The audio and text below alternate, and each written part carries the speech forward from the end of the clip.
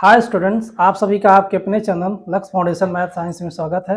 हाँ, जैसा कि हमारा एक नया टॉपिक है, आज प्रारंभ करेंगे द्विघात समीकरण। ठीक है, देखिए द्विघात समीकरण को पढ़ने से पहले हम कुछ महत्वपूर्ण बिंदुओं की चर्चा करेंगे। देखिए, द्विघात समीकरण में केवल और केवल हम 6 बिंदु पढ़ेंगे। ठीक है, 6 बिंदुओं को पढ़ने के बाद ठीक है आपको रियलाइज होगा कि आपका ये पूरा टॉपिक द एंड हो जाएगा। ठीक है, 6 बिंदुओं को हम अच्छी तरह से पढ़ लेंगे, फिर और इस पर आधारित सारे क्वेश्चन भी करेंगे। ओके, तो आइए इसको हम देख लेते हैं। देखिए द्विघात समीकरण पहले क्या होता है। देखिए द्विघात समीकरण हमारा जो होता है, देखिए पी का कोई फंक्शन मान लीजिए एक्स है, तो ठीक है। देखिए अभी क्या करिए, आप लोग इसको ध्यान से देखते रहिए। ये बाद में यहाँ पे जो समझ में नहीं आएगा, मैं क्वेश्चनों के माध्यम से वहां पर भी आपको क्लियर करने की पूरी कोशिश करूंगा। ठीक है, देखिए टाइम बहुत कम है, हम लोग क्या करेंगे, इसको क्विक रिवीजन करेंगे। जैसा कि आप लोगों के बोर्ड में 20 नंबर का ओमेआर, ठीक है, ओमेआर सीट के माध्यम से भी हमारे जो 20 क्वेश्चन आने वाले हैं, आप लोग क्या करते रहिएगा, प्रत्येक टॉपिक के सारे फार्मूलों को भी रिवाइज करते रहिएगा। ठीक है, क्योंकि आपका जो 20 क्वेश्चन आएगा ओमेआर सीट के माध्यम से आप लोगों को देना है, तो करना क्या है कि आप लोगों को उसको रिवाइज करते रहना है। ठीक है, तो आइए देख लेते हैं। ठीक है, देखिए द्विघात समीकरण क्या होता है, पहले इसको हम देख लेते हैं। देखिए हमारा जो द्विघात समीकरण होता है, यदि कोई पी का कोई फंक्शन मान लीजिए एक्स है और ये कोई द्विघात है, ठीक है, द्विघात बहुपद हो, तो पी एक्स इक्वल 0 को हम भैया क्या बोलेंगे, द्विघात समीकरण बोलेंगे। जो क्लियर यहाँ पे नहीं होगा, मैं क्वेश्चनों के माध्यम से वहां पे क्लियर कर दूंगा आप लोगों को। देखिए एग्जाम का टाइम बहुत कम है, तो हम लोगों को ज्यादा से ज्यादा खींचना है। ठीक है, देखिए इसको देखिए 6 बिंदुओं को पढ़ने के बाद हम क्वेश्चन करेंगे। सारा आपको जो यहाँ क्लियर नहीं होगा, सारा क्वेश्चन में क्लियर हो जाएगा। ठीक है, देखिए द्विघात समीकरण के मूल या हल। ठीक है, द्विघात समीकरण के मूल या हल।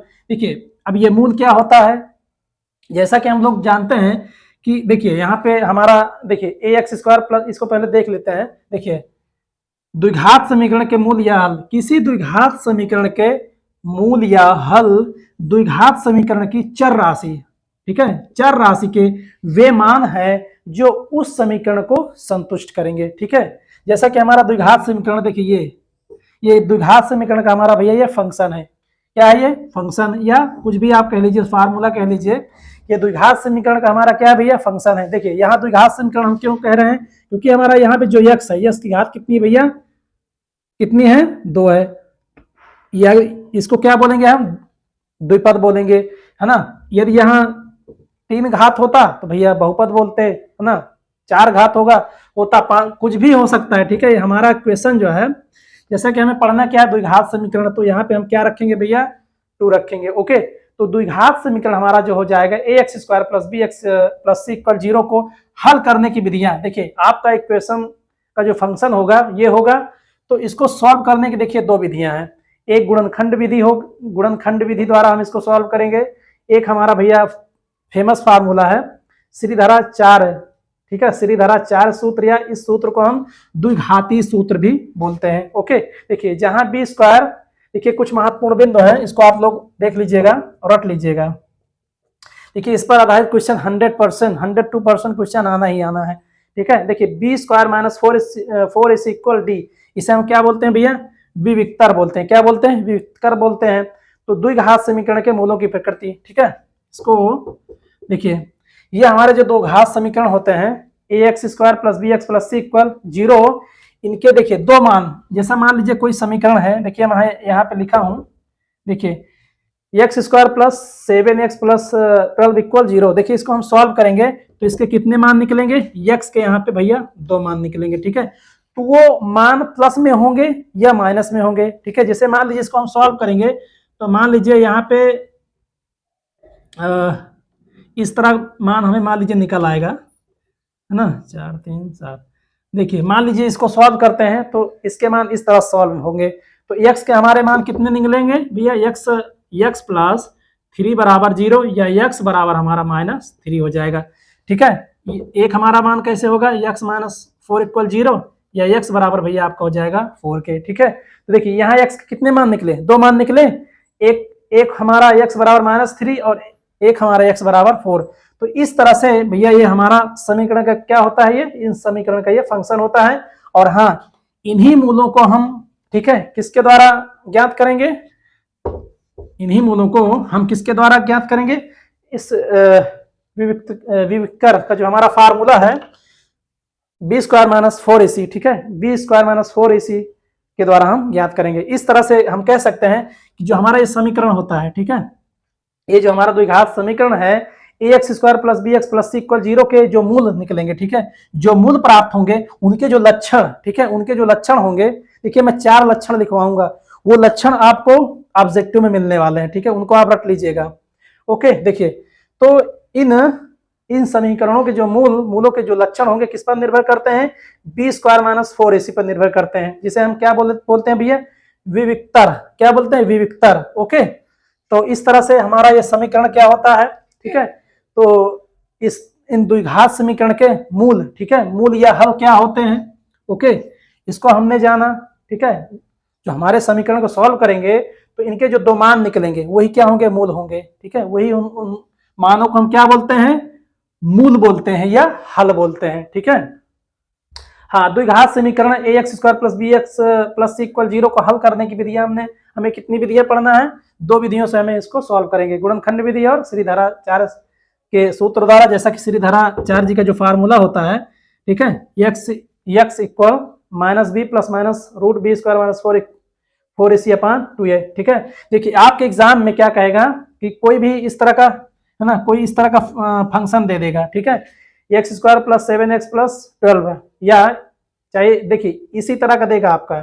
देखिए कहने का मतलब ये क्या है भैया, आपका समीकरण का, आपका ये जो हमारा द्विघात समीकरण होता है उसका ये क्या होता है, फंक्शन होता है। इसी तरह आपका समीकरण आएगा और इसको सॉल्व करने के लिए यदि एग्जाम में बोल दिया कि भैया इसको गुणनखंड विधि से सॉल्व करिए, तो आपको गुणनखंड विधि से सॉल्व करना पड़ेगा, जैसा कि मैं उसकी चर्चा करूंगा।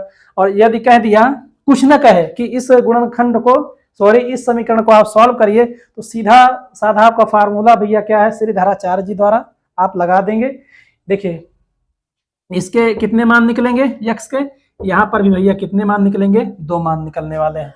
ओके, तो आइए चलते हैं हम इन जो हमारे, देखिए जो हमारा ये द्विघात समीकरण होता है x square plus b x plus c के जो 4 मूल होते हैं जो किस पर निर्भर करते हैं, बी स्क्वायर माइनस 4ac पर, इसकी भी हम चर्चा कर लेते हैं। उसके बाद देखिए हम क्वेश्चन की बारिश कर देंगे। ओके, तो आप इसको समझते रहिएगा, फिर उसके बाद हम क्वेश्चनों की ओर चलते हैं, ठीक है। चलते हैं हम नेक्स्ट, तीसरा बिंदु हम लोगों ने देख लिया था, तो आइए भैया हम ये चौथा बिंदु भी देख लेते हैं, ठीक है। देखिए द्विघात समीकरणों के मूलों की प्रकृति ज्ञात करना। ओके, देखिए हमारा जैसा कोई द्विघात समीकरण है, या आपका फंक्शन है द्विघात समीकरण का, ax square plus b x plus c के मूलों के लक्षण ज्ञात करना। जैसा कि भैया मूल क्या होता है, मूल क्या होता है इसकी चर्चा हमने की, आइए और देख लेते हैं। देखिए जैसा कि हम जानते हैं यक्स के यहाँ भैया कितने मान निकलेंगे, यक्स को हम सॉल्व करेंगे। देखिए हमारा ये क्या है, वही समीकरण है, इसको हम सॉल्व करेंगे। देखिए आइए इसको हम सॉल्व कर लेते हैं। तो x square plus 20x plus आपका 91 इक्वल भैया ये 0। देखिए इसका मतलब क्या होता है, कहने का तात्पर्य होता है इसको ऐसा गुणनखंड करो कि, देखिए गुणा करो, गुणनखंड करो कि गुणा करने पर 2 ऐसे अंक खोजो कि उन दोनों अंकों को गुणा करने पर 91 आए, और देखिए यहाँ प्लस है ना, जोड़ने पर भैया कितना आना चाहिए, 20 आना चाहिए। जैसे मैं कहूँ कि 13 और 7 का जोड़ा, देखिए 13 सते 91 है ना, 91 होता है, और 7 13 7 भैया 20 होता है। तो सीधा सीधा इसका जोड़ा मिल रहा है, बस रख दीजिए। देखिए इसको हम सेट कैसे करेंगे, एक्स स्क्वायर प्लस देखिए 13 और 7 हमें सेट करना है, तो बड़ी संख्या हम पहले रखेंगे, 13x प्लस 7x लिख देंगे, ठीक है, 20 को। उसके बाद हमारा भाई ये भैया ये 91 हो गया, और आगे बढ़ा दीजिए। देखिए इसको यहाँ से हम x कॉमन लेंगे, तो x प्लस, अभी देखते रहिएगा, अभी समझ में आएगा हम क्या यहाँ बताने की कोशिश कर रहे हैं। देखिए x कॉमन लेंगे, x प्लस 13 हो जाएगा, प्लस 7 यहाँ कॉमन लेंगे, तो आपका देखिए ये हो जाएगा x प्लस भैया 13 के। ओके, देखिए x प्लस 13 हो गया आपका, और यहाँ पे हो जाएगा हमारा, देखिए कॉमन हमारा, देखिए यहाँ प्लस 13 हो गया और x प्लस यहाँ पे 13 हो गया, ये कॉमन हो जाएगा। देखिए ये हमारा ये x यहाँ आ जाएगा, और ये आपका भैया यहाँ पे 7 बचा ना, पूरे फंक्शन में 7 बचा, तो इस तरह से हमारे दो मान प्राप्त हो गए, ठीक है, x+3 और x+7 के। ओके, जैसा कि हम लोगों ने देखा था कि x+20x+91 बराबर भैया कितना होता है, 0 होता है। देखिए यहाँ हमने निकाला तो x+13 और x+7 बराबर 0 के। हम क्या करेंगे, x+13 बराबर एक बार 0 रखेंगे तो x बराबर हमारा -13 आ जाएगा। इसी तरह हम क्या करेंगे, x+7 बराबर 0 रखेंगे तो x बराबर भैया हमारा -7 के आ जाएगा। तो इस तरह से हमें x के कितने मान प्राप्त होंगे भैया, 2 मान, है ना। क्या क्या हुआ, -7 और -13 के। तो भैया देखिए ये जो हमारा पूछा था कि मूलों के लक्षण, देखिए मूल क्या होते हैं, पहले तो ये समझिए कि मूल क्या होते हैं। जो x के मान हमें प्राप्त होते हैं, यही जो अंक होते हैं भैया, इसी को हम क्या कहते हैं, मूल बोलते हैं। समझ में बात आई। तो इस तरह के जो भी समीकरण आए उसको सॉल्व कर लीजिएगा इस तरह से।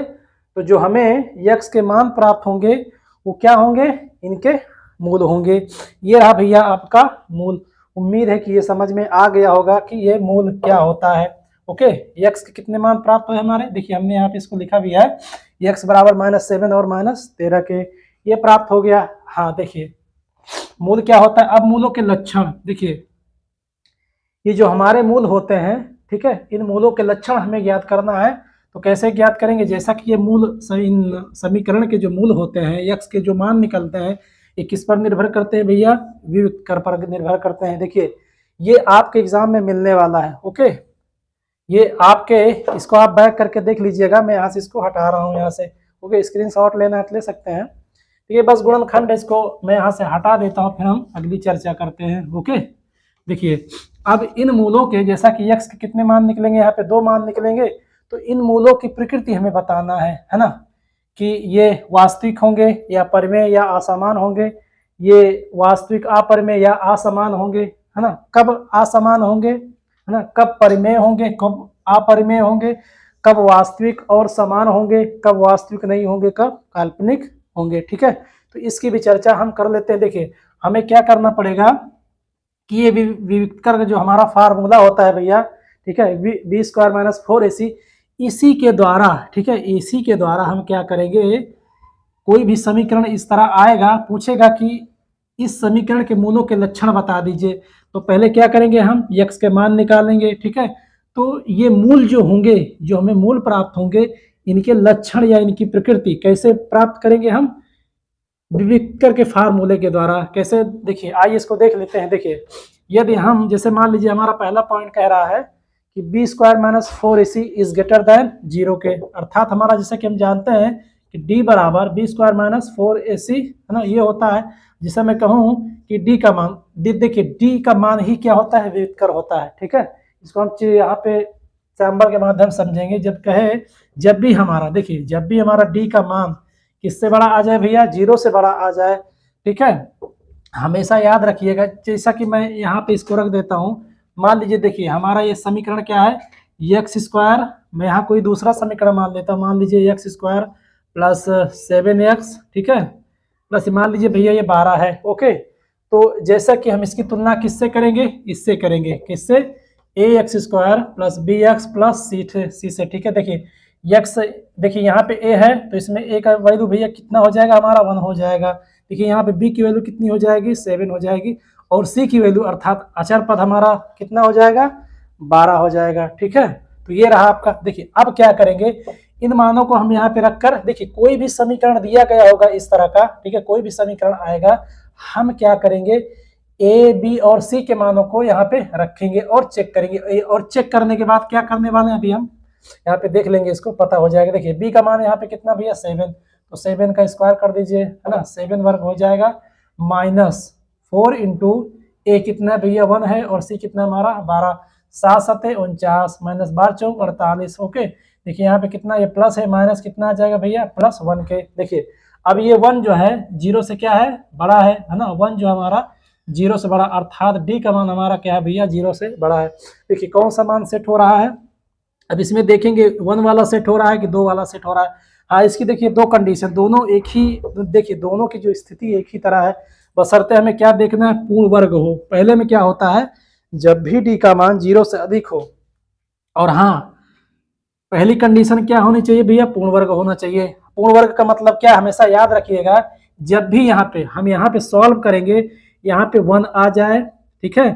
पूर्ण वर्ग का मतलब क्या होता है, देखिए 1 का वर्ग क्या होगा, 1 होगा, 2 का वर्ग भैया 4 होगा, है ना, 3 का वर्ग 9 होगा, 4 का वर्ग भैया क्या होगा, 16 होगा, है ना, 16 होगा, 5 का वर्ग 25, 6 का वर्ग 36। देखिए कोई भी संख्या XYZ जो जिसकी भैया जिसका हम वो पूर्ण वर्ग हो, जिसका वर्गमूल निकाला जा सके। ओके, समझ रहे हैं। इस तरह के फॉर्म में जब भी हम यहाँ सॉल्व करेंगे, यहाँ क्या आ जाए, 1 आ जाए, 4 आ जाए, ठीक है, आपका देखिए 9 आ जाए, है ना, 25 आ जाए। मतलब कहने का मतलब यह है कि वर्ग के रूप में हो, कोई भी मान लीजिए चाहे 121 ही आ जाए, कोई भी बड़ी संख्या भी आ सकती है ना, 196 आ जाए, 14 का स्क्वायर होता है ना ये, तो कोई भी संख्या यहाँ पे आ जाए जो पूर्ण वर्ग हो, ठीक है, जो पूर्ण वर्ग होगी।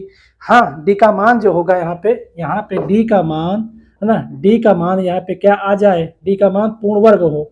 इसके मैंने यहाँ पे लिखा भी है, अगर डी का मान यहाँ पे पूर्ण वर्ग हो तो भैया हमारे मूल जो होंगे, है ना, जो x के जो 2 मान प्राप्त होंगे वो कैसे होंगे, वास्तविक होंगे, परिमेय होंगे, ठीक है, परिमेय होंगे और असमान होंगे। ये रही भैया पहली कंडीशन। उम्मीद है कि ये समझ में आया होगा, है ना। देखिए अब ये जैसा कि दूसरा पॉइंट है हमारा, देखिए इसी से मिलता जुलता है, कैसे इसको याद रखेंगे। देखिए पहले में क्या, पूर्ण वर्ग हो, इस तरह के फॉर्म में डी का मान इस तरह यहाँ पे आ जाएगा, तो पहला जो हमारा कंडीशन है ना, पहला जो कंडीशन है वो फुलफिल हो जाएगा। दूसरी कंडीशन क्या है, मान देखिए डी का मान जो है यहाँ पे देखिए कोई समीकरण जितने मान होंगे ए बी सी का मान किससे तुलना कराएंगे, इससे तुलना करा के ए का मान होगा, यहाँ पे बी का मान होगा, सी का, इन्हीं मानों को यहाँ हम रख के सेट करेंगे। ओके, चेक करेंगे। देखिए यहाँ पे यदि डी का मान, ठीक है, डी का मान क्या हो, 0 से बड़ा हो, हाँ डी के जगह पे क्या आ जाए, डी की जगह पे, पहली बात तो ये कंडीशन, हाँ डी की जगह पे क्या आ जाए भैया, डी की जगह पे पूर्ण वर्ग न हो, अर्थात जो वर्ग के रूप में न हो। कैसी संख्या है, जो वर्ग के रूप में, जैसे 2 हो गया, 3 हो गया, है ना, 5 हो गया, 6 हो गया, 7 हो गया, 8 हो गया, 9 नहीं होगा, 10 हो गया, 11 हो गया, जिसका भैया वर्ग हम ना बना सकें, जो पूर्ण वर्ग के रूप में न हो, ऐसी संख्याएं जो पूर्ण वर्ग के रूप में न हो, ना वर्ग के रूप में न हो, वो जो हमारा क्या होगा भैया, वो जो हमारा कंडीशन होगा वो कैसी कंडीशन होगी, ठीक है। देखिए ऑब्जेक्टिव में इसी तरह का प्रश्न आएगा, सीधा सीधा क्या कह देगा, इक्वेशन दे देगा, और इक्वेशन, ठीक है, हमेशा याद रखिएगा इस समीकरण की तुलना इससे करेंगे, और सीधा सीधा इस तरह समीकरण दे देगा, और क्या कहेगा, दिए गए समीकरण में मूलों की प्रकृति बताइए, मूलों की प्रकृति बताइए, 4 ऑप्शन में इस तरह दे देगा। अब हम क्या करेंगे, दिए गए समीकरण में इन मानों में क्या करेंगे, एक सूत्र रख लेंगे, पकड़ लेंगे, इसी सूत्र में क्या करेंगे, चेक करेंगे, और हमें ये याद होना चाहिए, ठीक है, जैसा कि डी का मान, ठीक है, 0 से अधिक हो और पूर्ण वर्ग ना हो, 1 हो, ठीक है, जिसका वर्ग ना बना सके, 2 हो, 3 हो, ठीक है, 5 हो, 6 हो, 7 हो, 8 हो, 10 हो, 11 हो, इस तरह की कोई भी संख्या यहाँ पे आ जाए जिसका पूर्ण वर्ग ना बना सके, तो क्या कहलाएंगे भैया, वास्तविक होंगे परंतु अपरिमेय होंगे। यहीं पे देखिए दोनों में अंतर क्या है, जब पूर्ण वर्ग होगा मूल वास्तविक होगा, इसमें भी वास्तविक होगा, परंतु जो हमारी संख्या कैसी होगी, परिमेय संख्या होगी, ठीक है, परिमेय संख्या होगी। परंतु दूसरा हमारा पॉइंट क्या कह रहा है, जब पूर्ण वर्ग नहीं होगा, देखिए इसमें ही मूल वास्तविक, इसमें ही मूल वास्तविक, परंतु इसमें क्या होगी, संख्याएं हमारी अपरिमेय होंगी, और बाकी असमान तो दोनों में दिया गया। देखिए दोनों में असमान, अंतर क्या है, परिमेय और अपरिमेय। परिमेय कब होगा, जब मान हमारा जो डी का मान आएगा वो पूर्ण वर्ग वाली होगी, और हाँ यहाँ पे डी का मान पूर्ण वर्ग नहीं होगा तो हमारा क्या होगा, अपरिमेय कहलाएगा। ये रहा आपका। देखिए हमारा तीसरा बिंदु क्या है, क्या कह रहा है, देखिए जब डी का मान 0 के बराबर आ जाए, 0 ही आ जाए, ओके, तो हमारा मान कैसे होंगे, वास्तविक होंगे और समान होंगे, ठीक है, हमारे मान कैसे होंगे, मूल वास्तविक होंगे और समान होंगे। ये रहा भैया, डी का मान 0 आ जाए। और चौथा ऑप्शन क्या है, देखिए जब भी हमारा डी का मान क्या आ जाए भैया, 0 से मतलब कम आ जाए, ओके, 0 से कम का मतलब ये है कि डी का मान किस में आ जाए, -1 आ जाए, रूट में आ जाए, ओके, है ना, -3 आ जाए। देखिए जीरो से छोटी कैसी संख्याएं होती हैं, माइनस वाली होती हैं, या तो रूट वाली संख्याएं होती हैं, है ना।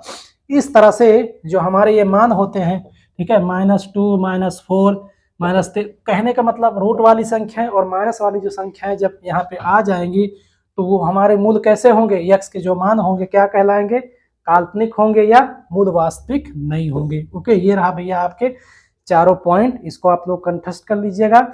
बहुत ही इंपॉर्टेंट बिंदु हैं, ये एग्जाम में आपको दिखेंगे और परेशान करने वाले हैं। इसको आप प्रैक्टिस कर लीजिएगा और आपके सारे कंसेप्ट क्लियर हो जाएंगे। उम्मीद है कि समझ में आया होगा। तो आइए जो हमारे दो और बिंदु हैं, पांचवा और छठवां बिंदु, उसकी भी हम चर्चा कर लेते हैं।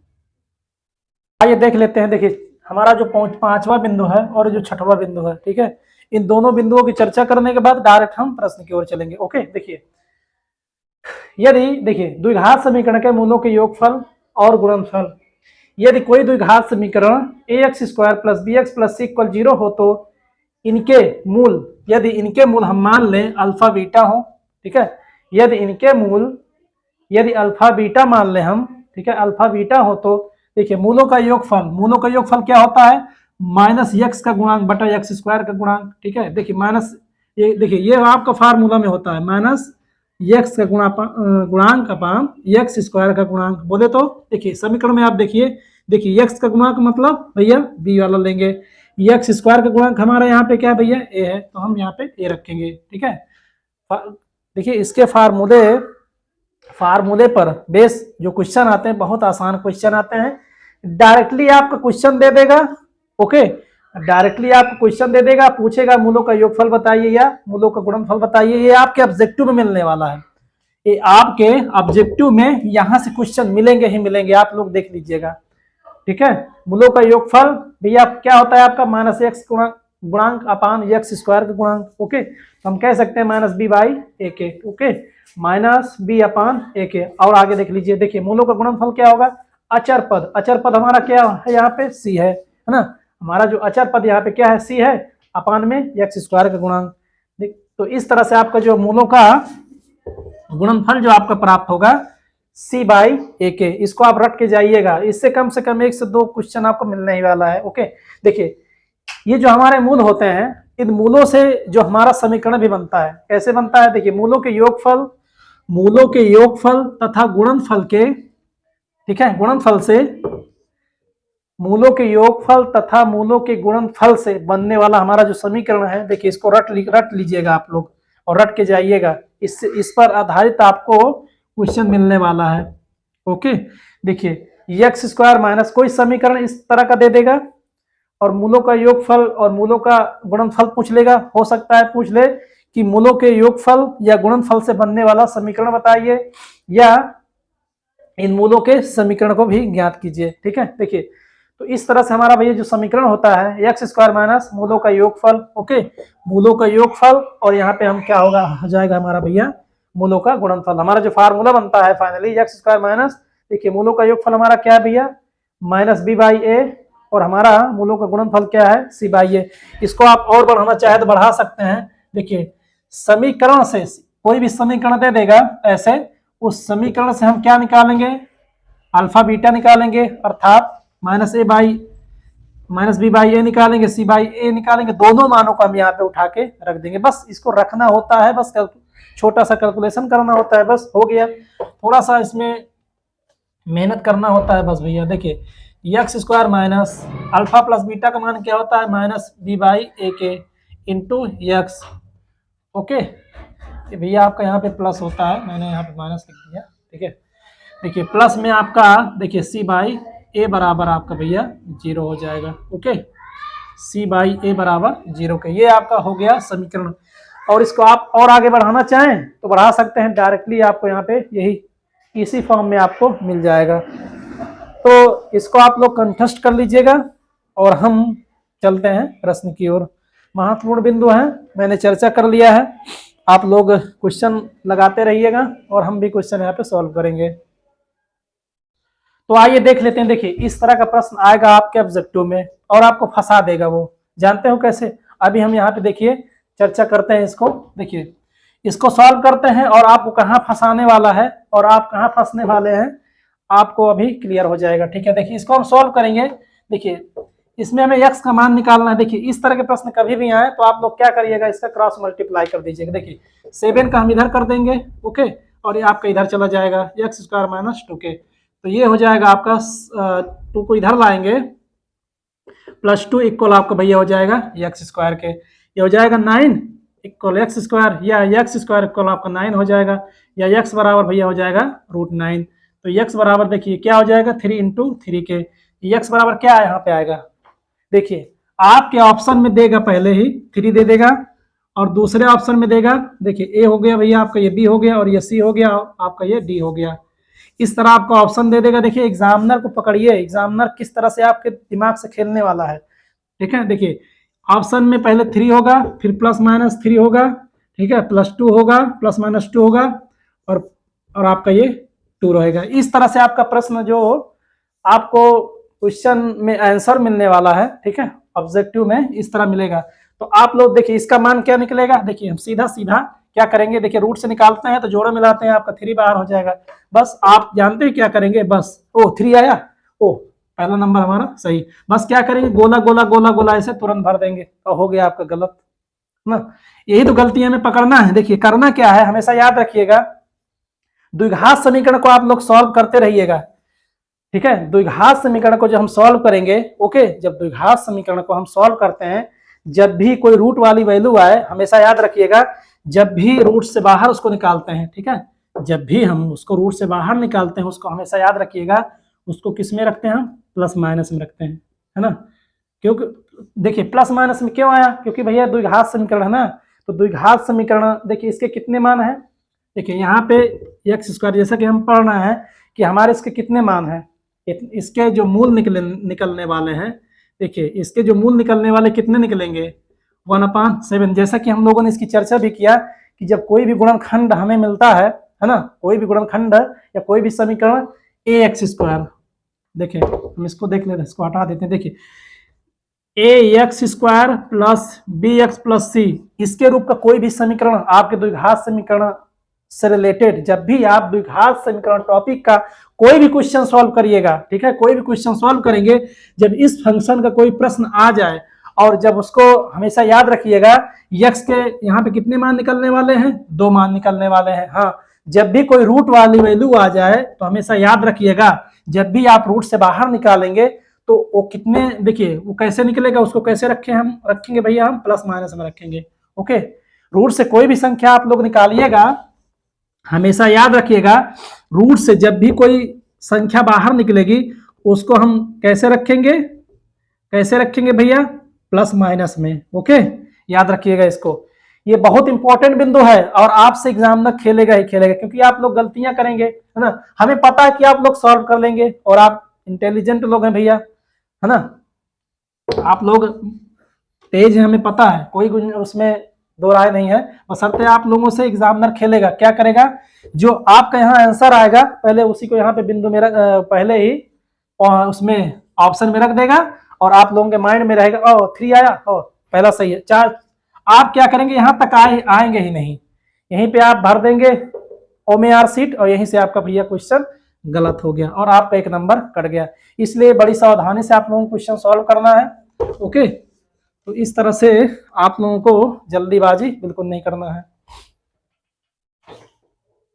तो आइए देख लेते हैं। देखिए हमारे प्रश्न है, देखिए प्रश्न तो बहुत सिंपल सा है और आपसे एग्जामिनर किस तरह से खेलने वाला है, आपके दिमाग से किस तरह खेलने वाला है और आप लोग खेल भी जाएंगे, है ना, पलट भी।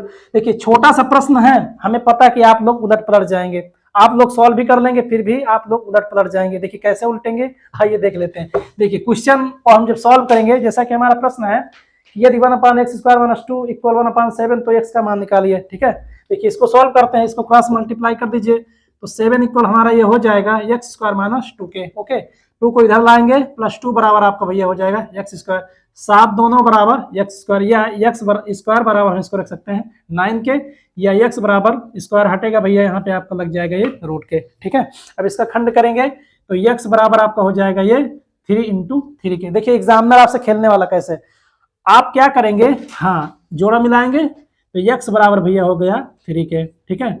तो आप देखिए आपके ऑप्शन में देखिए इस तरह का प्रश्न आपका बहुविकल्पी में पूछने वाला है और इसी तरह का प्रश्न भी आएगा। देखिए आपके ऑप्शन में क्या रहेगा, ए 3 पहले नंबर पे, देखिए जो आप सॉल्व किए होंगे आपका जो आंसर आएगा उसको पहले ही रख देगा, 3 आया। बी ऑप्शन में हमारा +-3 रहेगा और आपका सी ऑप्शन में, ठीक है, सी ऑप्शन में आपका क्या रहेगा, 2 रहेगा और डी ऑप्शन में आपका मान लीजिए कुछ भी नन ऑफ दिस या +-2 कर दीजिए। देखिए क्या करेंगे आप, ओ x की वैल्यू कितनी आई, 3 आई, तो आप यहां देखिए कितना आया, 3 आया, आप क्या करेंगे, गोला भर देंगे तुरंत क्या कर देंगे, गोला ओमेआर सीट भर देंगे और यहीं पर भैया आपका प्रश्न हो जाएगा गलत और 1 नंबर आपका हो जाएगा माइनस में आप चले गए, कहाँ माइनस में। देखिए आप लोगों को करना, देखिए यही छोटी छोटी गलतियों से आपको बचना है। देखिए हमेशा याद रखिएगा इस द्विघात समीकरण में, देखिए ये x² + bx + c बराबर 0 के, देखिए इस तरह का कोई भी समीकरण आए, ठीक है, उसको हम जब सॉल्व करते हैं तो x के कितने मान निकलते हैं भैया, 2 मान निकलते हैं। वो 2 मान हमारे जो होते हैं वो प्लस माइनस में होते हैं, ठीक है। मान लीजिए x का मान 2 निकला तो उसके कितने, कैसे उसको लिखेंगे हम, +-2 के, अर्थात x का मान जो हमारा होगा 1 प्लस में होगा और 1 हमारा x का मान कितना होगा भैया, किस में होगा, माइनस में होगा। तो इस तरह से जब भी आप लोग कोई भी द्विघात समीकरण को सॉल्व करेंगे तो हाँ, रूट जहां पर रूट वाला सिचुएशन आ जाए हमेशा याद रखिएगा, ठीक है, याद रखिएगा जब भी आप रूट से बाहर निकालेंगे उसको कैसे लिखेंगे, +-माइनस में लिखेंगे, ओके। देखिए आप लोगों से एग्जामिनर इसी तरह खेलने वाला है, उसको पता है कि बच्चा क्या करेगा, दबाव में बस इसको सॉल्व कर देगा। इतनी मेहनत आप कर दिए और थोड़ा सा यहाँ पर दिमाग ना लगाए तो बताइए, टाइम भी गया और आपका प्रश्न भी गया और साथ में आपका भैया 1 नंबर भी गया। तो आप लोगों को क्या करना है, जल्दीबाजी नहीं करना है, बड़े और जितने भी ऑब्जेक्टिव होंगे अगर आपको प्रश्न आ रहा है तो बड़े धैर्य के साथ उसको सॉल्व करना है, उसका भैया आंसर निकालना है, ठीक है। तो उम्मीद है कि समझ में आया होगा। ये कंसेप्ट जो है आप इसको अप्लाई करिएगा और समझ के चलिएगा, ओके। तो चलिए हम चलते हैं नेक्स्ट प्रश्न की ओर।